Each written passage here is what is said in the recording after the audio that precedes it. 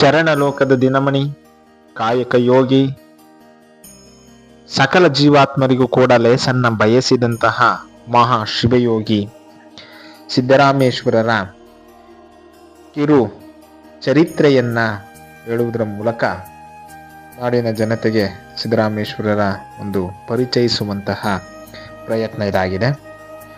ಒಂದು ದಿನ ತ್ರಿಕಾಲ ಜ್ಞಾನಿಗಳಾದಂತಹ ಗುರು ರೇವಣಸಿದ್ಧರು ಶಿಷ್ಯರ ಜೊತೆಗೂಡಿ ಸೊನ್ನೆಲಗಿಗೆ ಬಂದು ನೇರವಾಗಿ ಮುದ್ದೇಗೌಡನ ಮನೆಗೆ ನಡೆದುಕೊಂಡು ಬಂದರು.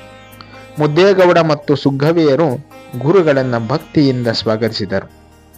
ಆಗ ರೇವಣಸಿದ್ಧರು ಸುಗ್ಗಲಾದೇವಿಗೆ ನಮಸ್ಕರಿಸಿ ಆಕೆಯ ಗರ್ಭವನ್ನ ಮುಟ್ಟಿ ಶಿವನ ಚಿತ್ಕಳೆಯು ಶಿಶುವಾಗಿ ನಿನ್ನ ಚಿದ್ಗರ್ಭದಲ್ಲಿ ಹುಟ್ಟುತ್ತದೆ ಎಂದು ಆಶೀರ್ವದಿಸಿ ಹೊರಟು ಹೋದರು. ಈ ನಮ್ಮ ಮಹಾ ಶಿವಯೋಗಿಗಳ ಅವತಾರವು ಸಾಮಾನ್ಯ ವಿಷಯವೇ ಅಲ್ಲ. ಏಕೆಂದರೆ ಈ ನಾಡಿನ ಮಹಾಜನತೆಯ ಬಹುಕಾಲ ಮಾಡಿದಂತಹ ವ್ರತ, ನೇಮ, ಲಿಂಗ ಪೂಜೆ ಹಾಗೂ ಗುರುಲಿಂಗ ಜಂಗಮರ ಸೇವಾ ಪುಣ್ಯದ ಫಲವಾಗಿ ಅವತರಿಸಿದ್ದಾರೆ. ರೇವಣಸಿದ್ದೇಶ್ವರರ ಸೂಚನೆಯಂತೆ ಸಿದ್ದರಾಮನೆಂದು ಹೆಸರಿಟ್ಟು ಕರೆದರು. ಆದರೆ 5 ವರ್ಷದ ಬಾಲಕನಾದರೂ ಯಾರೊಡನೆಯೋ ಮಾತನಾಡುತ್ತಿರಲಿಲ್ಲ, ಬರೆಯುತ್ತಿರಲಿಲ್ಲ. ಆಗ ತಂದೆ ಮುದ್ದೇಗೌಡ ಧೂಳಿಮಾಕಾಳ ಎಂದು ಮನೆ ದೇವರನ್ನ ಹೆಸರನ್ನ ಇಟ್ಟರು. ಆದರೆ ಸಿದ್ದರಾಮನಲ್ಲಿ ಯಾವುದೇ ಬದಲಾವಣೆ ಆಗಲಿಲ್ಲ. ಅವನ ವರ್ತನೆ ಲೋಕದ ಕಣ್ಣಿಗೆ ವಿಚಿತ್ರವಾಗಿ ಕಾಣುತ್ತಿತ್ತು. ಅದು ಮಹಾತ್ಮರ ಬಾಲಲೀಲೆ ಎಂಬುದೇ ತಂದೆ ತಾಯಿಗಳಿಗೆ ತಿಳಿಯಲಿಲ್ಲ. ತನ್ನ ಗೆಳೆಯರ ಜೊತೆಯಲ್ಲಾದರೂ ಸೇರಿ ಎಲ್ಲರಂತೆ ನಮ್ಮ ಮಗನು ಲೋಕ ಜ್ಞಾನವನ್ನು ಪಡೆಯಲಿ ಎಂಬ ಉದ್ದೇಶದಿಂದ ಸಿದ್ದರಾಮನ ತಂದೆ ತಾಯಿಗಳು ಆತನನ್ನು ದನ ಕಾಯುವ ಕಾಯಕದಲ್ಲಿ ನೇಮಿಸಿದರು. ಆದರೆ ಅದು ಅವನ ಅಂತರಂಗದಲ್ಲಿ ಪಶುಪತಿಯ ಲೀಲೆಯಾಗಿತ್ತು. ಸಿದ್ದರಾಮ ತನ್ನ ದನಗಳನ್ನು ಮೇಯಿಸಲು ಸ್ನೇಹಿತರಿಗೆ ಒಪ್ಪಿಸಿ ತಾನು ಮಾತ್ರ ನವಣೆಯ ಹೊಲದ ಮಧ್ಯದಲ್ಲಿರುವ ಮಾವಿನ ಮರದ ಬುಡದಲ್ಲಿ ಕುಳಿತು ಮರಳಿನಲ್ಲಿ ಲಿಂಗವನ್ನು ಮಾಡಿ ತಾನಾಯಿತು ತನ್ನ ಲೋಕವಾಯಿತು ಎಂಬಂತೆ ಆನಂದದಿಂದ ಪೂಜೆಯನ್ನ ಮಾಡಿ ಮೈ ಮರೆಯುತ್ತಿದ್ದನು. ಬೆಳಗಿನಿಂದ ಮಧ್ಯಾಹ್ನದವರೆಗೂ ಕುಳಿತುಕೊಂಡು ಪೂಜಾ ಕಾಯಕದಲ್ಲಿ ನಿರತನಾಗುತ್ತಿದ್ದರು. ಶ್ರೀಶೈಲದ ಕಡೆ ಹೋಗುತ್ತಿದ್ದ ಮಲ್ಲಯ್ಯನೆಂಬ ಜಂಗಮನು ಸಿದ್ದರಾಮನ ಬಳಿಗೆ ಬಂದು, ಎಲೈ ಬಾಲಕ, ನನ್ನ ಹೆಸರು ಶ್ರೀಶೈಲ ಮಲ್ಲಯ್ಯನೆಂದು. ನನಗೆ ಹಸಿವಾಗಿದೆ, ತಿನ್ನಲು ಏನಾದರೂ ಕೊಡುವೆಯಾ ಎಂದು ಕೇಳಿದನು. ಆಗ ಸಿದ್ದರಾಮನು ನವಣೆಯ ಕಾಳನ್ನು ಬಿಡಿಸಿ ತಿನ್ನಲು ಕೊಡುವನು. ಕಾಳುಗಳನ್ನು ತಿಂದ ಮಲ್ಲಯ್ಯ, ನನಗಿನ್ನು ಹಸಿವು ಇಂಗಿಲ್ಲ, ಮನೆಗೆ ಹೋಗಿ ಮಜ್ಜಿಗೆ ಹಂಬಲಿಯನ್ನು ತರುವೆಯಾ ಎಂದನು. ಸಿದ್ದರಾಮನು ಬೇಗನೆ ತರುವೆನೆಂದು ಮನೆಗೆ ಓಡಿ ಹೋಗಿ, ಅಮ್ಮ, ಜಂಗಮರೊಬ್ಬರಿಗೆ ಹಸಿವಾಗಿದೆ, ಅವರಿಗೆ ಕುಡಿಯಲು ಅಂಬಲಿ ಮತ್ತು ಮಜ್ಜಿಗೆಯನ್ನು ಕೊಡು ಎಂದನು.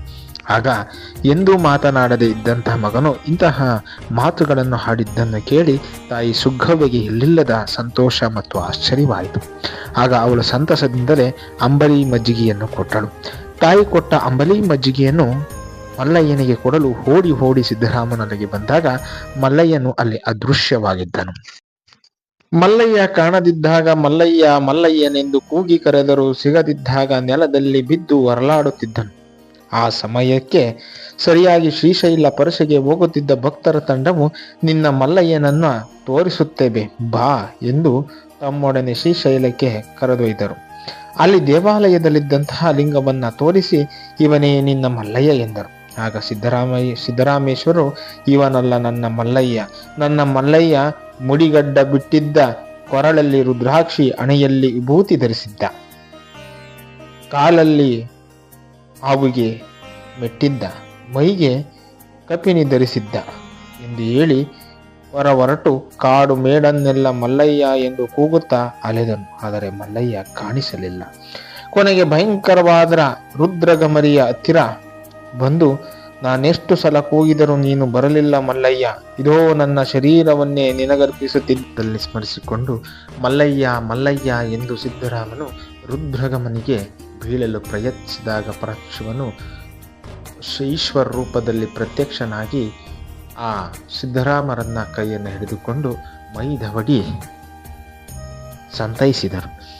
ನಂತರ ಸಿದ್ದರಾಮ, ನಿನ್ನೊಡನೆ ನಾನು ಯಾವಾಗಲೂ ಇರುತ್ತೇನೆ, ಸೊನ್ನೆಲಿಗೆ ನಿನ್ನ ಕಾರ್ಯಕ್ಷೇತ್ರ, ಆ ಕಾರ್ಯಕ್ಷೇತ್ರವನ್ನು ನೀನು ಅಭಿನವ ಶ್ರೀಶೈಲವನ್ನಾಗಿ ಮಾಡು, ಎಂದು ಮಲ್ಲಯ್ಯನು ಆದೇಶ ಬಿಟ್ಟನು.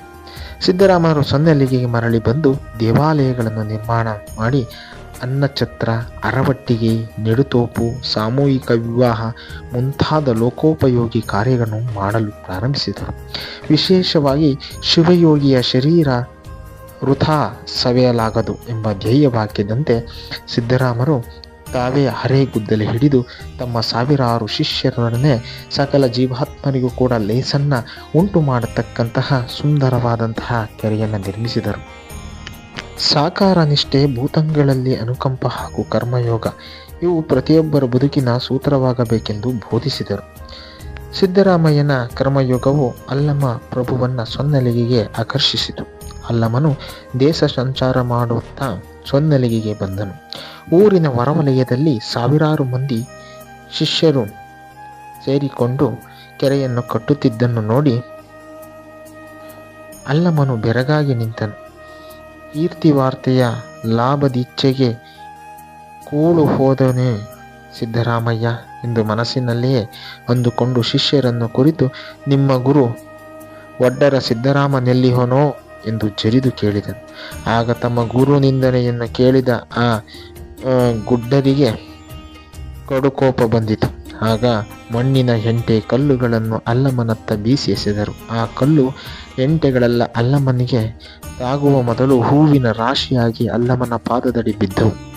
ಆಗ ಅಲ್ಲಮನು ನಸುನಗುತ್ತಾ ಈ ರಾಶಿಯ ಮೇಲೆ ನಿಂತುಕೊಂಡನು. ನಂತರ ಬಂದಿದ್ದ ಶಿಷ್ಯರು ಓಡಿ ಹೋಗಿ ಮಠದೊಳಗೆ ವಿಶ್ರಾಂತಿ ಪಡೆಯುತ್ತಿದ್ದ ಗುರು ಸಿದ್ದರಾಮಯ್ಯನಿಗೆ ನಡೆದ ಸಂಗತಿಯನ್ನು ತಿಳಿಸಿದರು. ಆಗ ಸಿದ್ದರಾಮಯ್ಯ ತನ್ನ ಶಿಷ್ಯರ ಮಾನಾಪಮಾನವೇ ಎನ್ನ ಮಾನಾಪಮಾನವೆಂದು ಕಡುಕೋಪದಿಂದ ಹೊರಬಂದು ಅಲ್ಲಮನನ್ನು ನೋಡುತ್ತಾನೆ.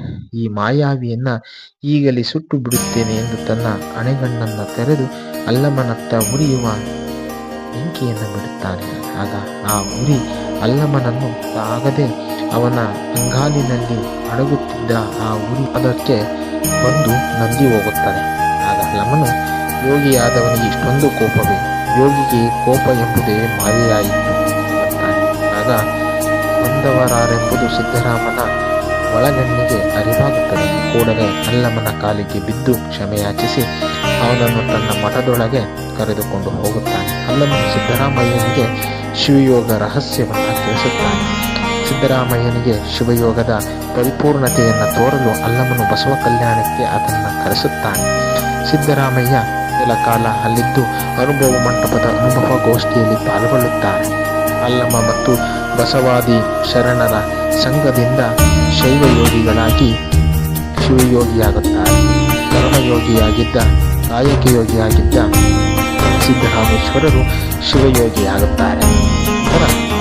ಷಟ್ ಸ್ಥಳಗಳನ್ನು ಕರಗತ ಮಾಡಿಕೊಂಡು ವಚನ ರಚನೆಯನ್ನು ಪ್ರಾರಂಭಿಸಿ ಸಾವಿರಾರು ವಚನಗಳನ್ನು ಬರೆಯುತ್ತಾರೆ. 68,000 ವಚನಗಳ ಹಾಡಿ ಹಾಡಿ ಸೋತಿತೆನ್ನ ಮನ ಎಂದು ತನ್ನ ವಚನದಲ್ಲಿ ಸಿದ್ದರಾಮಯ್ಯನೇ ಅಂತ ಹೇಳಿಕೊಂಡು ನಂತರ ತನ್ನ ಕಾರ್ಯಕ್ಷೇತ್ರಕ್ಕೆ ಹಿಂತಿರುಗುತ್ತಾರೆ. ಅತ್ತ ಕಲ್ಯಾಣದಲ್ಲಿ ಬ್ರಾಹ್ಮಣನಾದ ಮಧುವರಸನ ಮಗನಿಗೂ ಶಿವಶರಣ ಅರಳಯ್ಯನ ಮಗನಿಗೂ ಬಸವಣ್ಣ ವಿಲೋಮ ವಿವಾಹ ಮಾಡಿಸಿದನೆಂಬ ಕಾರಣಕ್ಕೆ ಕ್ರಾಂತಿಯಾಗುತ್ತದೆ. ವಾಸ್ತವವಾಗಿ ಆ ಎರಡು ಕುಟುಂಬಗಳು ಲಿಂಗ ಸಂಸ್ಕಾರವನ್ನು ಪಡೆದ ಶರಣ ಸಮ್ಮತವಾದ ಶಿವಕುಲಕ್ಕೆ ಸೇರಿದ್ದವರಾಗಿದ್ದರು. ರಾಜ ಬಿಜ್ಜಳನು ಕೂಡ ಪಟ್ಟಭದ್ರ ಕಪಿಮುಷ್ಟಿಯಲ್ಲಿ ಸಿಕ್ಕಿದನು. ಇದರಿಂದ ಬಸವಣ್ಣನ ನೋಡುವ ಬೇಸರಗೊಂಡ ಕೂಡಲ ಸಂಗಮಕ್ಕೆ ತೆರಳುವಂತೆ ಮಾಡಿದನು.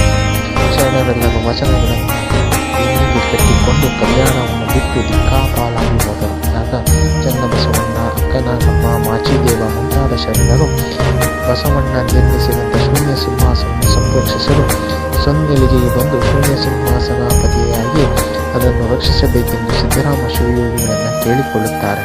ಅದರಂತೆ ಸಿದ್ದರಾಮ ಶಿವಯೋಗಿಗಳು ಶೂನ್ಯ ಸಿಂಹಾಸನವನ್ನು 3ನೆಯ ಅಧಿಪತಿಯಾಗಿ ಅವರೋಹಣ ಮಾಡುವರು. ಕಲ್ಯಾಣ ಕ್ರಾಂತಿ ತಣ್ಣಗಾದ ಮೇಲೆ ಬಿಜ್ಜಳನ ಮಗ ಸೋಮಿದೇವನಿಗೆ ರಾಜ್ಯ ಪಟ್ಟಾಭಿಷೇಕ ಮಾಡಿ ಸೊನ್ನಲಾಪುರಕ್ಕೆ ಬಂದು ಕಪಿಲ ಸಿದ್ಧ ಮಲ್ಲಿಕಾರ್ಜುನ ಇಚ್ಛೆಯಂತೆ ಇಹಲೋಕದ ಮಣಿಯನ್ನು ಪೂರೈಸಿ ನಿರ್ವಿಕಲ್ಪ ಸಮಾಧಿಯಾದರೆಂದು ಹೇಳಲಾಗುತ್ತದೆ. ಅಷ್ಟೇ ಅಲ್ಲದೆ ಶ್ರೀ ಶಿವಯೋಗಿ ಸಿದ್ದರಾಮೇಶ್ವರರು ಸಾವಿರಾರು ಕ್ಷೇತ್ರಗಳಿಗೆ ತೆರಳಿ ಅಲ್ಲಿ ತಪಸ್ಸನ್ನು ಆಚರಿಸಿದ್ದು ಆ ಕ್ಷೇತ್ರಗಳು ಇಂದು ಉಬ್ಬಳಕ್ಕಾಗಿ ಬೆಳಗ್ತಾ ಇರುವುದನ್ನು ಕಾಣಬಹುದಾಗಿದೆ. ಸುಮಾರು 56 ಸಿದ್ದರಾಮೇಶ್ವರರ ಗದ್ದಿಗೆಗಳು ಪತ್ತೆಯಾಗಿದ್ದು, ಇನ್ನೂ ಸಾಕಷ್ಟು ಗದ್ದಿಗೆಗಳು ಇರುವುದಾಗಿ ಹಲವಾರು ತಜ್ಞರು ತಿಳಿಸಿರುವುದನ್ನು ಇಲ್ಲಿ ಗಮನಿಸಬಹುದು. ಹೀಗೆ ಸಿದ್ದರಾಮೇಶ್ವರ ಚರಿತ್ರೆಯನ್ನು ನಾವು ಸೂಕ್ಷ್ಮವಾಗಿ ಪರಿಗಣಿಸಬಹುದಾಗಿದೆ.